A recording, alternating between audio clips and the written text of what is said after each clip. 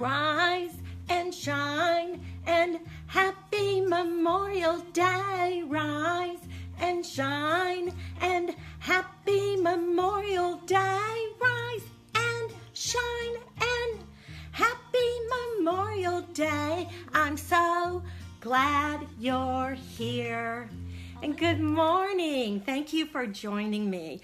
What a special day this is. It's a time to think about all of the people who died for our country and our freedom. It's also a day that I want to send out love and prayers to our friends who are in places that are being hit by the hurricane and are having floods. So love to all of you. And then I have a big announcement. So give me a drum roll. Give me a Beethoven. Da, da, da, da, da, da, da, da. And give me a tootaroo. Toot, toot, toot, toot, toot. And I have to announce, or I get to announce, the new packet that Carolyn Koslowski and I have been working on for many, many months.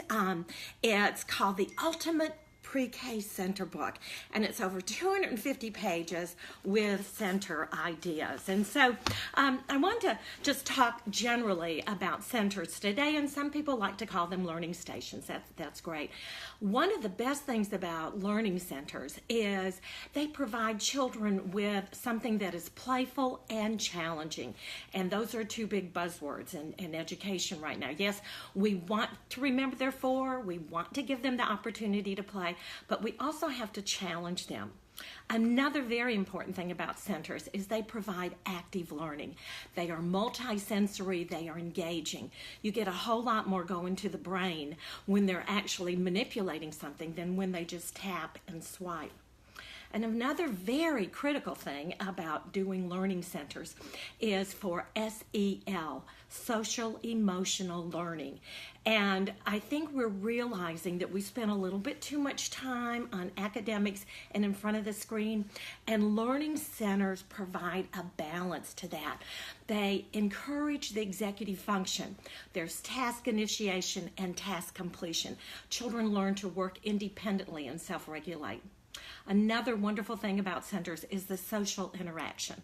When they're just in front of their little screen, there's not a whole lot going on. But when they work in a center with friends, you've got verbal communication. They learn to work things out. They learn to share. They learn to cooperate. And so I can think of multiple reasons why we use learning centers. And in fact, at the beginning of the book, that's how we get started. And we also have a take-home letter for parents to help some of the parents understand the value of centers and know your child might not bring home, pages and pages of worksheets every night. But let me share with you how children learn through these learning centers and hands-on activities. We also have center signs that you can put up in your classroom. And I had these in my classroom, and it was great when a parent came to visit, or maybe an administrator, and they say, oh, isn't it cute, they're playing? And I go, well, why don't you walk around the room and look at some of the things they're learning as they play. For example, this sign for the Dramatic Play Center. It looks like I'm playing, but I'm developing social skills, emotional skills, independence, language, my imagination, responsibility, and the executive function. I may use these skills as a mother, father, safety officer, or politician one day. And so it just talks about all the skills that children learn and how important that is for the whole child. And you know what? They have a lifetime to sit in front of a computer and to do worksheets. They have one chance in a lifetime to be four. And so, and I love 4-year-olds. If you look at child growth and development books, they often refer to them as wild and wonderful. And they are, and they think they can do anything. And so a lot of these centers build those feelings, plant those seeds of, I am a writer, I'm a mathematician, I'm an engineer, all those things we want them to believe about themselves, and also that school is fun and they are capable. Now, there are many ways to manage learning centers, and so we've got about 5 or 6 different ways to do that in our book. One of the ways at the beginning of the school year might be these little center pops where you take pictures of the different materials in the centers, and you would have these in the can, and each child would choose one, and that would be the center where they start. And also encourage you to color code your centers. Like blocks will always be brown and art will always be purple. It kind of will help you with your organization as well as the children. Now, the way you manage centers at the beginning of the school year might be different from what you do at the end of the school year. For example, in my developmental 4 or 5 class, we use this contract at the end of the year. So I wanted my children to experience everything in the classroom. And so this was their little contract. And as they went to the different centers during center time, they would complete the activity and color it in. I very quickly learned that they would just color it in without doing it. And so after they completed the center, I would have them raise their hand and I would go to them, and I kept a hole punch around my neck, and I would ask them to tell me what they did. And so I could kind of expand on what they were doing and what they were thinking with my questioning strategies, and then I would punch a hole. And the object of this was to do all 10 centers during the week, and if they did all 10 centers, then on Friday they got Fabulous Friday. What was Fabulous Friday? They got to take off their shoes and do whatever they wanted during center time. I mean, I had kids that didn't want to go to Disney World with their parents because they would miss Fabulous Friday. They just loved it. And I'll just show you one other center idea. This is one that we used a lot in Georgia when they first started pre-K. It was called the Choice Board.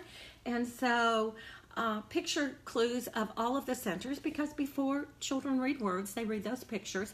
And there were dots to indicate how many children could play in each center. Now, I believe it is important to limit the number of children in the center. If you have, 16 kids in the block center, you've got a mess. And so group theory would tell you 2 or 4 is a good number. And so anyway, each child had a clothespin with their name on it. And we would go alphabetically on Monday down the list, and they would choose where they wanted to play, and they would put their clothespin there. Now, when all of the dots were full, then the next child had to make another choice. To keep children from getting their first choice every day, on Monday we did the first 5 children in the alphabet, and they got first choice. On Tuesday, the next 5 children in alphabetical order got their choice, and then the ones who were first on Monday got last choice. So they all had a day when they got to do exactly what they wanted, and a day when they had to make another choice. And they could move around, but they had to find a spot where that was empty so they could go there. So just a few of the ideas about how to manage centers that you will find in our book. Now, I thought it might be interesting today to show you some of the different ideas we have in our center book. We have some ideas for how to organize each center, and then we have specific activities that you can add that are more skill-based. And so let me just get started with sensory motor. And kids love water, and they love sand, and they love to make a mess. And so look at this idea. You get ping pong balls, and whatever it is you're working on, if you're working on numbers, if you're working on name recognition, if you're working on shapes, if you're working on letters, you get a little tub and you put the ping pong balls in the tub, and then you give the children tongs or a spoon or a fish net, and they get to scoop these out and identify the letter. And you could even ask them to write it. Now, I know 4-year-olds are not ready to write, but just to give them the paper and pencil and just the experience of it, doesn't matter if it's right or wrong, as long as they get a mark on the page. That's the beginning of writing.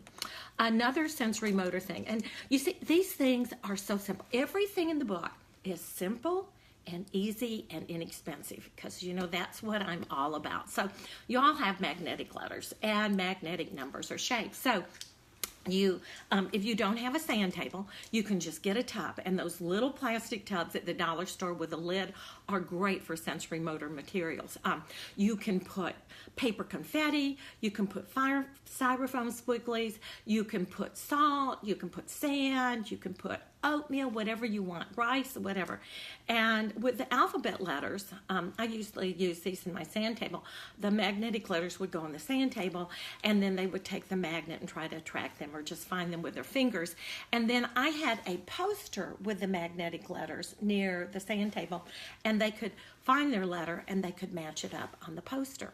Later on in the year, I could have them write the letter after they found it. And so you can do this with numbers, with shapes, with any skill that you're working on. Now, another favorite center in the classroom is dramatic play. And so we've got different ideas for dramatic play kits. And some of these can be so simple and fun just by adding, a few little things to the dramatic play center. It just opens it up. The birthday party. I mean, everybody loves parties. So if you go to the dollar store and you get some party hats and plates and napkins and some little cupcake papers, they can put on a birthday party. Now, what's really nice is to add some paper and pencils, and then they can write invitations to their friends, or they could make a party list. With Play-Doh, they can make cupcakes and birthday cakes and then put candles in here for how old they want to be. So, real simple thing to add to the dramatic play center. Now, blocks is another center, and many of you have heard me say if I could have two things in my classroom, I would choose books and blocks. And so one thing that we've got in our book is an idea for the engineer planning book. And so you see, we take something simple like blocks and we extend it and tie in that stem with just a spiral notebook with the engineer planning book. And then before they build something, you encourage them to draw a picture of what they want to build and then build it. Or they could draw a picture of it afterwards to tie in technology. They can get the digital camera or phone and they can take a picture of what they built. A really good way to get some of these digital pictures is to ask your parents if they have an old digital camera they don't use anymore and send it into the classroom, and the children can take pictures of different things they can construct to save them. One of my favorite things to add to the block center is the little people, the little friend people. And so if you take photographs of the children standing up and then you laminate them and then you put them on a little butterfly clip, they can stand up and they have their friends to play with in the block center.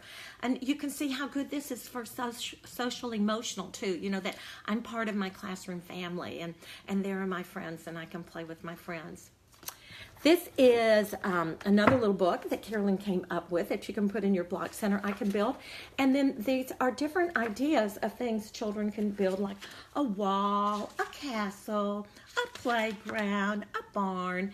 And some of these you could tie into themes. If you're going to the pumpkin patch, you might put the farm animals and they could build a barn. And then, you can also use blocks for specific skills. If you're working on rhyming words, you could put pictures of objects that rhyme on the blocks and the children match them up. Do you see? That's so much more fun than just coloring in or cutting and pasting. If you're working on beginning sounds, you could let the children match blocks with beginning sounds, or upper and lowercase letters, or even spelling out the letters in their name. For math, how many can you stack? You want to have open-ended centers, but you also want to have that balance with providing children with skill development. Another good thing about centers is they have that purposeful practice for automaticity. They can repeat things. You do a worksheet, you do it one time. But when you have blocks and you have different hands-on materials, they can revisit that and they can do it again and again and again. Some ideas for small motor skills. Before children write, they've got to develop those little small motor skills and eye-hand coordination to help them track a line to read. And so we've got lots of ideas and simple things you can make, like have children bring in empty food boxes, cut the front off, punch holes, and they can sew these. You can put tape around the end to make a nice little needle, or one of the easiest things to do is shoelaces. They work great for these stringing activities. This is one of their favorites, and some of you might be in schools where they can't have food, but the little Fruit Loops on the pipe cleaner, and you can call these bracelets, or you can make bird feeders out of this. cut up straws to string, cut up noodles. Then we've got lots of other small motor ideas like, look how easy this is. Clothespins and pom-poms or cotton balls, and they pick them up and they transfer them from one plate to another plate. So, these are just engaging things that children will enjoy doing over and over and over again. Now, the art section is one of my favorites because we used to do a lot more art with children. And sometimes people think, oh, art is messy and it's a lot of trouble, but I've got some ideas that are so easy. One of them is crayon bundles. And you take 3 or 4 crayons, wrap a rubber band around them, and you give children a sheet of paper, and they just scribble. At the beginning of the school year, to give them big sheets of paper, or just cover the table with newsprint or butcher paper and let them scribble on that. This is great for those little hands that aren't quite ready to hold a pencil. Another one, I've got like 25 different ideas for art, but Q-tip painting. A Q-tip and a piece of paper towel and a cup of water. Now, how easy is that? And you would think, they won't, like, just try it. You just put out the Q-tip and the water and the paper towel, and they will sit there forever making invisible pictures. You can also give them Q-tips with paint and let them paint with that, and that way you don't have any brushes to wash. Now, tying in some of your skills and standards with art, I've got some activities like this one called Little to Large. So you put a very small shape in the middle, and children take crayons and they go around it and make it from little to large. And so it's just a sneaky way to practice some of those pre-writing strokes. Another one my kids love, alphabet art. You put an alphabet letter in the middle of the page, and then they make something out of it. And the older children, you could ask them to make something that starts with that sound. So, we call this the ultimate pre-K center book. But if you're a preschool teacher, or you're a transitional kindergarten teacher, or you're a kindergarten teacher, all of these ideas work because children are children. Now, the next thing I'd like to share with you, I'd like to share some center ideas for writing. And so we have some activities for pre-writing strokes. Before we ask children to write letters or numbers, they need to learn how to make a pull and a push and a circle and a cross. They need lots of experiences with those pre-writing shapes. And so we've got a fun little book that you can download, and it's my rainbow writing. And so instead of saying practice making the vertical stroke 20 times, you just give them the little book and encourage them to make rainbows out of this. And they will be thrilled when they get finished with this. Some of you have seen this one before, the Play-Doh plates, plastic plates, and write letters or shapes or numbers, and the children roll the Play-Doh and put it on there, make something with that sound. We've got ideas for blank books. One of the best things you can do is give children blank books and tell them they are authors and they get to write the book. One of my favorites for different holidays and seasons is the little napkin book. So if you go to the dollar store and get some seasonal or holiday napkins, you can cut paper and staple it in here and give it to them, and they will be thrilled to make their own little book. Some ideas for math, and I'm using up all my time. Thank you for hanging in here with me.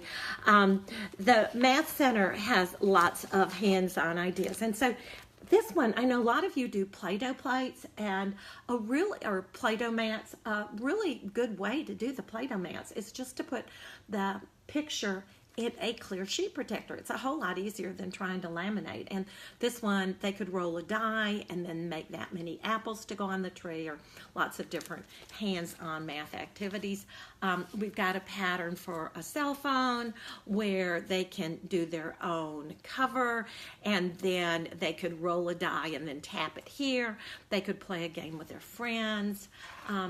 A beginning of the school year, something simple like this, the one-to-one book, and this is one of my favorite books. So you give the children the manipulatives, and it can be bears, or around Halloween, it can be pumpkin seeds, whatever it is you've got a lot of, and they match up one. And then the next page, it says 2. and they match 1 to 1 with the 2. And so they've got the word, they've got the number, and they can do the match 1 to 1 and get that concept of amount. A little later on in the year, you could ask them how many different ways you can make 3. So this would be a good example, like with your kindergarten children. How can you make 3? Well, I can put up 3 pink ones. I can put up 1 pink one and 2 blue ones, and they could even write those equations. Some literacy ideas. We've got lots of different game patterns, and I love this little bear because he can be used throughout the year. And anytime you use clothespins, that's good because you're using those little pincer muscles. So you cut out the bears, and then they match the shirt with the bear. So the beginning of the school year, just color matching. I've got the words, so later, a little bit later on, you could make white shirts and write the word on it, and they could match it up. You could also use these later on in the school year for pictures and beginning sounds. You could use these for rhyming pictures, house, mouse, and do you see how much more fun this is than, tap and swipe or just doing a worksheet, but they're really actually hands-on. And then they can repeat this. You can leave this out, and they can do it again with friends. Another one, we've got lots of literacy alphabet ideas with different materials you have around your classroom. All you got to do is take your Unifix cubes and put sticky dots on them, and you've got a good literacy activity at the beginning of the school year, children doing their names, later on in the school year, pictures, writing words, whatever.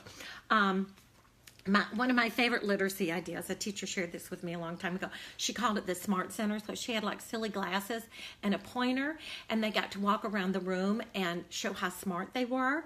The only rule was you have to whisper. And so when they were working on letters, they could point to letters, or when they were working on colors or shapes, they could find different things and say them. She said this was such a popular center that she had to have multiple glasses and multiple pointers because they all wanted to show how smart they were. We've got ideas in science, and I love this one. It's a mirror activity. So they take the little mirror, and there's like half the picture, and then they have to figure out how to put it next to it, and they can make like the whole birthday cake, which is just such a challenge for them. And they're just, it's like magic. It's like when they mix, when they're painting at the easel, and they paint with red, and then they paint with yellow, and I made orange. They think they're the only ones that have ever discovered that. Ideas for the library, the classroom library. We've got lots of pointers that the children can use. And I love Carolyn's idea of read to a star. You get a mirror, full-length mirror, put it in your classroom library, call it read to a star, and they are the star, and they get to look in the mirror and read. And of course, pretend reading precedes actually picking up a book and reading the words. You can also have some of your own stars like Minions or Elsa from Frozen, or whoever the latest superhero might be. For the listening center, we have all these QR codes, so you can put these in the listening center, and then the children can use the QR code, and you've got the listening center for the year. Technology, lots of ideas for technology. In fact, each child can have their own computer with little pick and type that you put in a pocket folder, and then you have letters or numbers or different things that you're working on in the pocket, and the children pull them out and put them up here, and they match them up. So it's good for keyboarding as well as visual discrimination. Well, thank you for staying with me today. I hope you've gotten at least 5 new ideas that you could put in learning centers. I hope you'll take a look at our new packet. Like I said, over 250 pages with these ideas. And if some of you are in a district, I can't think of anything better for your district to buy every pre-K teacher than this packet, because then you all have the same resources. A lot of these ideas, yes, they're on my website, they're on Carolyn's blog, they're on the internet, but this is all in one place. Just think of all the time it it would save you, you know, when, oh, I need something new for writing, and you could look through here and find it. One other thing, because social emotional learning is so critical, and we're, you know, finally realizing that, you know, it's the whole child. And so starting in about a week, I have what I call 25 days of SEL. So every day I'm going to have an idea for social emotional learning, social awareness, self-regulation, personal awareness, social relationship skills. So you can look forward to that through June and on my blog. And in July, I'm going to start focusing on how to engage children. That is another key topic right now. You know, how do you pull children in? You have to reach them before you can teach them. And so I'm going to start off with that in July. If you have any other areas of concern, things you'd like me to do, let me know, because I've got some time off right now and I'm working on my blogs ahead. So if anything that I can do, anything that I can share with you, that's what I'm all about. You are my therapy. You give me a reason to get up every day. So I'm so grateful for you. I thank you for joining me. I hope you have a wonderful Memorial Day and a very, very happy summer. Take care. God bless. Love you.